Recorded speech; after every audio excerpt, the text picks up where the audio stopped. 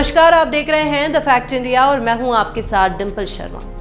शनिवार को दुनिया की सबसे बड़ी वैक्सीन निर्माता company serum institute of India के सीईओ अदार पूनावाला के विदेश में दिए गए बयान ने देश भर में हलचल पैदा कर दी। कंपनी के सीईओ ने लंदन के एक अखबार को दिए इंटरव्यू में कहा कि मेरे ऊपर कोविड-19 की वैक्सीन की सप्लाई बनाने को लेकर भारी दबाव था, जबकि यह काम अकेले के वश का नहीं है। पूनावाला ने चौंकाने वाला दावा करते हुए कहा कि कोविशील्ड की आपूर्ति की मांग को लेकर भारत के सबसे शक्तिशाली लोगों ने कुछ ने उन्हें वैक्सीन की सप्लाई बढ़ाने के लिए धमकी दी। यही नहीं, पूनावाला ने कहा कि इसी दबाव के चलते वे अपनी पत्नी और बच्चों के साथ लंदन आ गए हैं।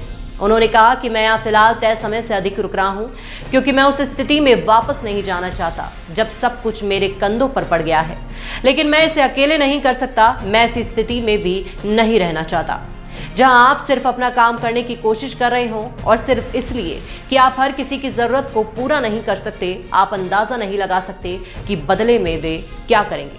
लेकिन पूनावाला के इस बयान के सामने आने के बाद चर्चाएं और बढ़ गई है। हालांकि अदार पूनावाला ने इंटरव्यू को लेकर मचे बवाल पर फिर सफाई दी। लंदन में अपनी पत्नी के साथ ठहरे पूनावाला ने सोमवार सुबह ट्वीट करके कहा कि वह कुछ चीजें स्पष्ट कर देना चाहते हैं क्योंकि उनके बयान का गलत मतलब निकाला गया है। लेकिन अब सवाल यह है कि सरकार ने सुरक्षा दी, फिर पूनावाला को किससे खतरा? अदार पूनावाला के अखबार को दिए इंटरव्यू के बाद सबसे बड़ा सवाल यही खड़ा हो रहा है कि आखिर उन्हें किससे खतरा है? आखिर किसके डर से उन्हें पत्नी और बच्चों के साथ गुपचुप तरीके से देश छोड़कर लंदन में शरण लेनी पड़ी? 3 दिन पहले 28 अप्रैल को ही पूनावाला को संभावित खतरे के मद्देनजर पूरे देश में वाई श्रेणी की सुरक्षा दी गई थी। केंद्रीय गृह मंत्रालय के अधिकारियों ने बताया कि खतरे को देखते हुए पूनावाला को सुरक्षा दी गई, उन्हें धमकियां मिल रही थी। वाई श्रेणी की सुरक्षा के तहत पूनावाला के साथ करीब 4-5 कमांडो रहते। हालांकि शनिवार को पूनावाला के इंटरव्यू के बाद देश भर को पता चला कि वह भारत में है ही नहीं। हालांकि अदार पूनावाला का इशारा देश के किन सबसे ताकतवर लोगों की तरफ है, इसको लेकर अब कयासबाजी शुरू हो गई है।